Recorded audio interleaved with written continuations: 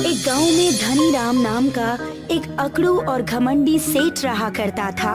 एक दिन धनी राम की पत्नी अर्चना धनी राम से बोली, अजी सुनिए, आप गांव वालों के साथ इतना बुरा व्यवहार करते हैं, ये बिल्कुल भी सही नहीं है। तुमसे कितनी बार कहा है अर्चना कि मेरे काम में टांग मत अड़ाया करो। लो कर लो बात, भला इसमें आपके काम की बात कहाँ से आ गई जी? अर्चना, मेरा सूद का व्यापार है। अगर मैं सभी गांव वालों से अच्छी तरह से बात करूंगा तो वो मेरे सारे पैसे मारकर बैठ जाएंगे। इतना बोलकर धनी राम अकड़ता हुआ अपनी हवेली से बाहर चला गया और सीधा मुखिया के घर पर पहुंच गया। मुखिया जी, तुम्हारे गरीब मित्र ने अभी तक मेरे पैसे सूद सहित वापस नहीं लौटाए। अरे धनीराम जी लौटा देगा, अभी इस वक्त उसकी आर्थिक स्थिति थोड़ी सी खराब है। मुखिया जी, तुम्हारे कहने पर मैंने उसे जितना वक्त देना था दे दिया। अब या तो मुझे मेरे पैसे दिलवा दो, नहीं तो मैं उसकी जमीन छीन लूंगा। देखिए, ऐसा मत कीजिए सेठ जी, सुखिया बेचारा बहुत गरीब है। छोटी सी जमीन है उसकी, जिसमें खेती करके वो अपने परिवार का पालन पोषण करता है। ये मेरी समस्या नहीं है। मैं तुम्हें कल तक का समय देता हूँ। कल के बाद मैं तुम्हारे पास नहीं आऊंगा, सीधे सुखिया के पास जाऊंगा। धनी राम सीधा अपनी हवेली चला गया। धनी राम को देखकर उसका वफादार साथी कालिया उससे बोला, क्या बात है सेठ जी, आज आपके चेहरे पर ये चिंता की लकीरें क्यों दिखाई दे रही हैं? अब तुम्हें क्या बताऊं कालिया, ये सुखिया अपने आप को समझता क्या है। आज तो मैंने मुखिया को भी धमकी दे दी है कि कल या तो मुझे मेरे पैसे चाहिए या सुखिया की जमीन। सेठ जी, ये बातें तो बहुत पुरानी हो गई हैं। जब कोई किसान अपना कर्ज नहीं चुका पाता तब उसकी जमीन छीन ली जाती थी। मैं तुम्हारी बात का मतलब नहीं समझा। धनीराम जी, कुछ ही दिनों में गर्मी शुरू होने वाली है और गर्मी के दिनों में हर परिवार की आवश्यकता होती है पंखा, कूलर। हाँ, तो इसमें नई बात क्या है? अपने दिमाग की बत्ती जलाइए। लगभग सारे गांव ने आपसे कुछ ना कुछ कर्ज ले रखा है। उन सबके घरों के कूलर और पंखे ब्याज के रूप में ले लीजिए। इस तरह आपकी ब्याज भी वसूल हो जाएगी और लोग आपके कर्जदार भी बने रहेंगे। वाह कालिया वाह, तुम्हारी बुद्धिमानी की तो मैं पहले भी प्रशंसा करता था और अब तो मैं इसका कायल भी हो गया। कुछ दिन बाद भयंकर गर्मी की शुरुआत हो गई। सुखिया बाजार से नया कूलर लेकर घर पर आया ही था कि तभी उसकी 12 वर्षीय बेटी चंपा खुश होते हुए अपनी माँ से बोली, अरे माँ, देखिए पिताजी बाजार से नया कूलर लेकर आए हैं। अजी, क्या जरूरत थी कूलर लाने की? पहले आपको धनी राम जी से लिया हुआ कर्ज वापस कर देना चाहिए। आप बता रहे थे कि धनी राम मुखिया को हमारा खेत छीनने की धमकी देकर गया है। मैं कुछ दिनों बाद धनी राम जी की पाई पाई लौटा दूंगा चंपा। अगर गर्मियाँ नहीं आती तो मैं तो सारा कर्ज चुका देता। तभी वहाँ पर धनी राम अकड़ता हुआ कालिया के साथ आ गया। वाह सुखिया वाह, कर्ज चुकाने के लिए पैसे नहीं है तुम्हारे पास, मगर बाजार से नया कूलर खरीदने के लिए पैसे हैं। धनीराम जी, मुझे सिर्फ 10 दिन की मोहलत दे दीजिए, मैं आपकी पाई पाई लौटा दूंगा। तुम पैसे लौटाते रहना सुखिया, फिलहाल तो मैं ब्याज के रूप में तुम्हारा ये कूलर उठाकर ले जा रहा हूँ। धनी राम सुखिया का कूलर घर से जबरदस्ती ले गया और शाम तक धनी राम ने अपनी हवेली में रखवा दिए और कालिया से बोला, तुम्हारा जवाब नहीं कालिया, अब इन गांव वालों को पता चलेगा कि मेरे पैसे समय पर नहीं चुकाने का क्या अंजाम होता है। आपका दबदबा और बढ़ जाएगा सेठ जी। जब लोग गर्मी में सड़ेंगे तब वो अपने घर के पंखे और कूलर लेने के लिए आपके पास गिड़गिड़ाते हुए आएंगे, तब आप मनमानी ब्याज वसूलना। अगले दिन सुखिया की बेटी रोते हुए बोली, पिताजी, अब क्या होगा? धनी राम जी तो हमारा कूलर और टूटा हुआ पंखा भी छीन कर ले गए। बिटिया, वो सिर्फ मेरा ही नहीं बल्कि गांव के हर घर से कूलर और पंखा छीन कर ले गया है। आज जब मैं कूलर मांगने गया तो धनी राम ने मुझसे पैसे मांगे। मैंने उसे उसकी आधी रकम लौटा दी। उसके बाद भी उसने ना तो मुझे मेरा कूलर दिया और ना ही टूटा हुआ पंखा। जो भी हो, भयंकर गर्मी पड़ रही है, अब क्या होगा? यही तो सोच सोचकर मेरा दिमाग खराब है आरती। मेरे पास तो अब बीज खरीदने के भी पैसे नहीं बचे जिससे मैं अपने खेत में कुछ खेती कर सकूं। अरे फसल बेचकर तो अपनी बिटिया चमकी के लिए मैंने कूलर खरीदा था। कुछ दिनों बाद गांव में भीषण गर्मी पड़ने लगी। ये सब देखकर भी धनी राम को उन सब पर बिल्कुल भी तरस नहीं आया। देखा कालिया, सारे गांव वाले गर्मी के मारे कितने परेशान हैं। आपके पैसे नहीं देने का अंजाम भुगत रहे हैं सेठ जी। इधर सुखिया चिंतित अवस्था में अपने खेत की ओर देख रहा था कि तभी गांव के सबसे बूढ़े काका सुखिया के पास आकर बोले, क्या हुआ सुखिया, काहे को चिंतित बैठे हो? अब क्या बताऊं काका, आप तो जानते हैं कि धनी राम ने गांव में सबका जीना हराम कर दिया है। मेरे पास तो अब बीज खरीदने तक के पैसे नहीं बचे। काका बड़े ही रहस्यमयी अंदाज में सुखिया से बोले, मैं तुम्हें एक तरकीब बताता हूँ, सुनो मेरी बात। यहाँ से कुछ दूर जंगल शुरू हो जाता है। गर्मियों के दिनों में उस जंगल में एक दुकान लगती है और उस दुकान पर तरबूज के बीज बिकते हैं। तुम उन बीजों को खरीद लो और अपने खेत में बो दो। काका, इतनी भीषण गर्मी पड़ रही है, जब तक तरबूज की फसल तैयार होगी तब तक तो उसका समय ही निकल जाएगा। तुम उन बीजों को लेकर तो आओ। और हाँ, ये एक रहस्य है, इस रहस्य का कभी खुलासा मत करना। इतना बोलकर काका वहाँ से चले गए। ये काका भी ना कमाल की चीज है। मेरे पास तो पैसे ही नहीं है। चलो, फिर भी देखने में क्या बुराई है। सुखिया काका के बताए हुए रास्ते पर चलता हुआ जंगल में पहुंच गया, जहां पर एक छोटी सी दुकान लगी हुई थी और वहां पर तरह तरह के बीज रखे हुए थे। सुखिया दुकानदार के पास जाकर बोला, मुझे मेरे गांव के बूढ़े काका ने आपका पता बताया है। क्या मुझे कुछ बीज मिल सकते हैं?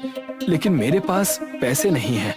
कोई बात नहीं, तुम इन तरबूज के बीजों को ले जाओ। बीजों की कीमत मेरे पास कुछ दिनों बाद स्वयं आ जाएगी। मैं कुछ समझा नहीं, कुछ दिनों बाद समझ जाओगे। सुखिया उन तरबूज के बीजों को लेकर अपने घर चला आया और सारी घटना अपनी पत्नी को बताने लगा। कल से मैं और चमकी भी हमारे साथ खेत में काम करेंगे। इसी बहाने खेतों में कुछ हवा तो खाने को मिलेगी। सुखिया उन बीजों को बोने लगा। अगली दोपहर सुखिया और उसका परिवार जब अपने खेत में पहुंचा तो सामने का दृश्य देखकर उनका मुंह आश्चर्य से खुला रह गया। खेत में बहुत बड़े आकार के तरबूज रखे हुए थे। अरे आरती, एक रात में कौन सी फसल उगती है, वो भी इतने बड़े आकार की? समझ में तो मेरी भी कुछ नहीं आ रहा। इन तरबूज को काटकर इनका छत भी बनाया जा सकता है। सुखिया ने एक बड़ा सा तरबूज उठाकर उसको बीच में से काट दिया और अपनी बेटी को खिलाने लगा। अचानक चमकी धूप के कारण बेहोश हो गई। चमकी, क्या हुआ बिटिया? आंखें खोल। लगता है ये धूप के कारण बेहोश हो गई। सुखिया तुरंत उस तरबूज के छिलके को छाते का आकार देकर चमकी के ऊपर ढक दिया। अचानक चमकी होश में आ गई और अपने पिता से बोली, पिताजी, गर्मी इतनी जल्दी खत्म हो गई। ये कैसी बातें कर रही हो? पिताजी, इस तरबूज के छाते के नीचे तो बहुत अच्छा लग रहा है। ऐसा लग रहा है जैसे कि मैं कूलर के सामने बैठी हूँ। चमकी की बात सुनकर सुखिया ने तुरंत 2 तरबूज काटकर उनका छाता बना दिया। सुखिया और उसकी पत्नी को बर्फ जैसी ठंडक का एहसास होने लगा। अजी, आखिर ऐसे कौन से तरबूज के बीज लेकर आए हैं आप, जो कि इतने चमत्कारी तरबूज हमारे खेत में उगाए? सुखिया मुस्कुराता हुआ बोला, ये एक रहस्य है आरती। पिताजी, हमारा पूरा गांव गर्मी के मारे परेशान है। आप तरबूज बेचने के बजाय तरबूज का छाता क्यों नहीं बेचते? सुखिया को चमकी का उपाय बहुत पसंद आया। सुखिया बाजार में तरबूजों के छाते बनाकर बेचने चला गया। एक व्यक्ति जो कि गर्मी से परेशान था, वो आकर बोला, अरे भैया, बहुत भीषण गर्मी पड़ रही है और इस तरह का छाता तो मैंने पहली बार देखा है। ये तरबूज का छाता है।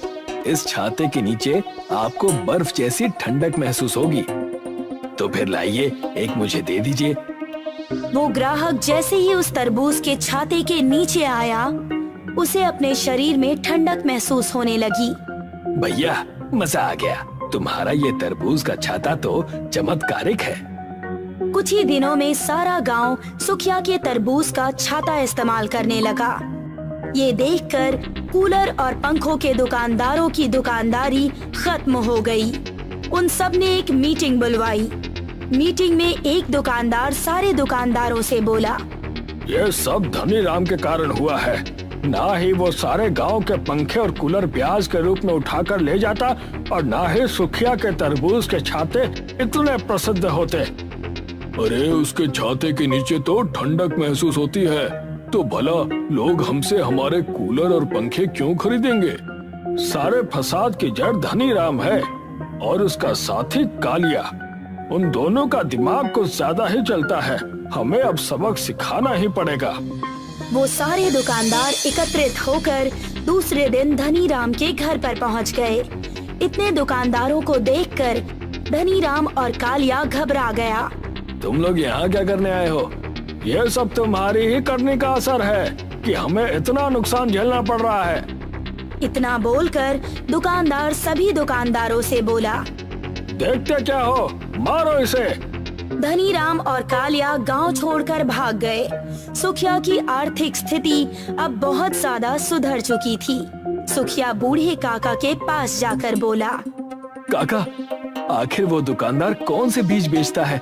क्या अब भी मुझे इस रहस्य के बारे में नहीं बताएंगे? मुझे उसके बारे में मेरे परदादा ने बताया था। उन दिनों कूलर पंखे नहीं हुआ करते थे, तो वो सब तरबूज के इसी छाते का इस्तेमाल करते थे। सुखिया मुस्कुराता हुआ अपने घर चला गया। सुखिया आज भी तरबूज के छाते बनाकर बेचता है। हरिया और धारा एक गरीब दाम्पति थे। इनका एक बेटा था गोपाल। गोपाल पढ़ाई लिखाई में बहुत अच्छा था। हमेशा क्लास में अव्वल आता था। देखो बाबा, मैं फिर से फर्स्ट आया और इस बार मास्टर जी ने मुझे चॉकलेट भी दिया है। वाह, बहुत अच्छे बेटा। ऐसे ही हमेशा मेरा नाम रोशन करना गोपाल। जी माँ। सभी बहुत खुश थे। अब मुझे दूसरे गांव की बड़ी स्कूल में जाना होगा। वो जो बगल वाले गांव में है वहाँ? हाँ हाँ। वो तो बहुत दूर है। तू कैसे जाएगा इतना दूर? माँ, मैं चला जाऊंगा। मेरे कई और दोस्त भी उसी स्कूल में जाने वाले हैं। उनके साथ मैं भी चला जाऊंगा। ये तो बहुत अच्छी बात है। तेरे साथ तेरे दोस्त भी होंगे। बस बरसात में तकलीफ होगी। 5 किलोमीटर भीग कर जाना है। भीगेगा क्यों? हम तेरे लिए छाता ले लेंगे। माँ, हमारे पास खाने के पैसे नहीं है। छाता कहाँ से लाएंगे? बेटा, अभी बरसात आने में 1 महीना है। 1 महीने में हम इतने पैसे तो जोड़ ही लेंगे कि हम तेरे लिए एक छाता खरीद लें। सच में बाबा? हाँ बेटा, तू फिक्र मत कर। तू बस अपनी पढ़ाई पर ध्यान दे। हरिया एक बांस की टोकरी बनाने वाला कारागिर था। वो जंगलों से बांस की लकड़ियां तोड़कर लेके आता था और फिर उनसे टोकरियां बनाया करता था। इन टोकरियों को बेचने के लिए वो दूर दूर के बाजारों में जाया करता था। टोकरी ले लो, टोकरी। 30 रुपए, 40 रुपए, 50 रुपए। वो वाली कितने की है? जी 50 रुपए की। अरे बाप रे, ये तो बहुत ज्यादा है। वो टोकरी 30 रुपए में देनी है तो दो। कम से कम 35 रुपए तो दे ही दीजिए। नहीं नहीं, 30 रुपए में ही दो। ठीक है, ले लीजिए। हर ग्राहक हरिया से मोल भाव करता था और इसी वजह से हरिया की कमाई बहुत कम थी। ये तो बहुत कम है। इनमें से गोपाल के छाते के लिए पैसे कैसे बचाऊं? कोई बात नहीं, तुम इससे राशन लाओ। कल मैं देखता हूँ, शाम को बाजार भी जाऊंगा, शायद और टोकरियां बिक जाए। ठीक है। हरिया और धारा छाते के लिए पैसे संजोने लगे, पर महीने भर में वो लोग 100 रुपए भी बचत नहीं कर पाए। इतने कम पैसे में छाता कहाँ से आएगा? पता नहीं, एक तो बारिश भी शुरू हो चुकी है। अब गोपाल स्कूल कैसे जाएगा? हे कुलदेवी, हमारी मदद कर। दोनों ने अपनी कुल देवी से प्रार्थना की। उस रात पूरा परिवार बरसात का सोचकर ही परेशान थे। गोपाल की आंखें तो खिड़की पर टिकी थी। बाहर तेज बरसात देखकर वो सोच रहा था, अब कैसे स्कूल जाऊंगा? इतनी तेज बरसात में तो सारी किताबें भीग जाएंगी। लगता है कल स्कूल से छुट्टी लेनी होगी। हे देवी माँ, मेरी मदद कीजिए। गोपाल के साथ साथ हरिया भी बहुत परेशान था। अगली सुबह बरसात और तेज हो गई। माँ, ये बरसात तो रुकने का नाम ही नहीं ले रही। मुझे स्कूल जाना है। चिंता मत कर गोपाल, रुक जाएगी बरसात। गोपाल पूरा दिन बरसात को देखते बैठा था। वो मायूस था। उसे स्कूल जाना था पढ़ने, पर इतनी बरसात में स्कूल जाने के लिए उसके पास कोई छाता नहीं था। बाबा मुश्किल से इतना कमाते हैं कि हमारा पेट भर सके। अगर मैं उनसे छाते की जिद करूं, तो वो बेचारे कहाँ से लाएंगे? कोई फर्क नहीं पड़ेगा अगर मैं कुछ दिन स्कूल ना जाऊं तो। हरिया गोपाल को मायूस देख रहा था। सुबह से रात हुई और सभी लोग सो गए। अगले दिन भी यही हाल था। बरसात बरसती रही और गोपाल स्कूल नहीं जा पाया। अब वो और भी ज्यादा उदास हो गया था। हे देवी, मेरी प्रार्थना सुन लो। बरसात रोक दो, मुझे स्कूल जाना है। गोपाल की ये प्रार्थना सुनकर हरिया भी बहुत उदास हो गया। कैसा बाप हूं मैं, अपने बेटे की एक भी इच्छा पूरी नहीं कर सका। मुझे तो डूब मरना चाहिए। ये दिन भी बीत गया और तीनों खाना खाकर सो गए।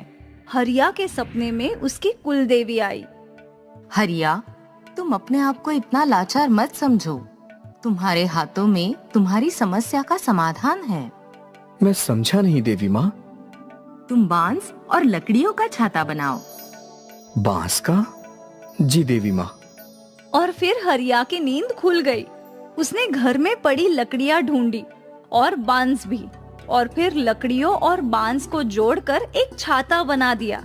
सुबह जब गोपाल उठा तो उसके बगल में एक छाता था। लकड़ी का छाता? ये आपने बनाया बाबा? हाँ बेटा, अब तू स्कूल जा सकता है। वो भी बिना भीगे। धन्यवाद बाबा, बहुत बहुत शुक्रिया। उस दिन गोपाल खुशी खुशी स्कूल के लिए तैयार हुआ और अपना लकड़ी और बांस का छाता लेकर निकल गया। रास्ते में कई लोगों ने लकड़ी के छाते को घूर घूर के देखा। जब वो स्कूल पहुंचा तो उसके मास्टर जी की नजर उसके छाते पर पड़ी।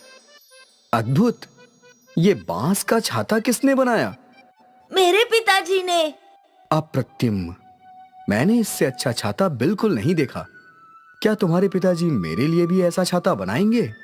हाँ, बनाएंगे, बिल्कुल। चलो, तुम्हारे घर चलते हैं। गोपाल मास्टर जी को अपने घर ले आया। आपकी कलाकारी अप्रतिम है। क्या आप मेरे लिए ऐसे 10 छाते बना सकते हैं? हाँ बिल्कुल मास्टर जी। मास्टर जी ने हरिया को 1000 रुपए दे दिए। कम तो नहीं है, काफी है। पहली बार हरिया को एक साथ 1000 रुपए मिले थे। इतने पैसे देखकर वो बहुत खुश था। रात भर उसने लकड़ी और बांस के छाते बनाए और अगले दिन सारे छाते मास्टर जी को दे दिए। फिर क्या था, हरिया को बांस के छाते बनाने का ऑर्डर आने लगा। वो छाते बनाते गया और छाते धड़ाधड़ बिकते रहे। हरिया ने अपने दोस्तों को भी अपने पास नौकरी पर रख लिया था। एक ही महीने में हरिया की किस्मत बदल गई। उसने इतने सारे पैसे कमा लिए जो उसने साल भर में भी नहीं कमाए थे। फिर एक दिन एक बिजनेसमैन हरिया के पास आया हरिया जी, आपके ये बांस के छाते का आइडिया बहुत ही शानदार है। इसकी वजह से वेस्टेज भी कम होता है। इस इको फ्रेंडली छाते को मैं अपने सारे मॉल में बेचना चाहता हूँ। मैं कुछ समझा नहीं साहब। बाबा, ये लोग कह रहे हैं कि आपके लकड़ी के छाते की वजह से प्रदूषण कम हो रहा है। वो आपके ये छाते अपनी बड़ी बड़ी दुकानों में बेचना चाहते हैं। आपको ऑर्डर देने आए हैं। मुझे हर हफ्ते 1000 छाते चाहिए। ये लीजिए एडवांस। उस आदमी ने हरिया को 1,00,000 रुपए दिए। जिंदगी में पहली बार हरिया ने 1,00,000 रुपए देखे थे। हरिया ने गांव के और लोगों को काम पर रख लिया। वो सब कड़ी मेहनत करते रहे और बांस के छातों की डिलीवरी देने लगे।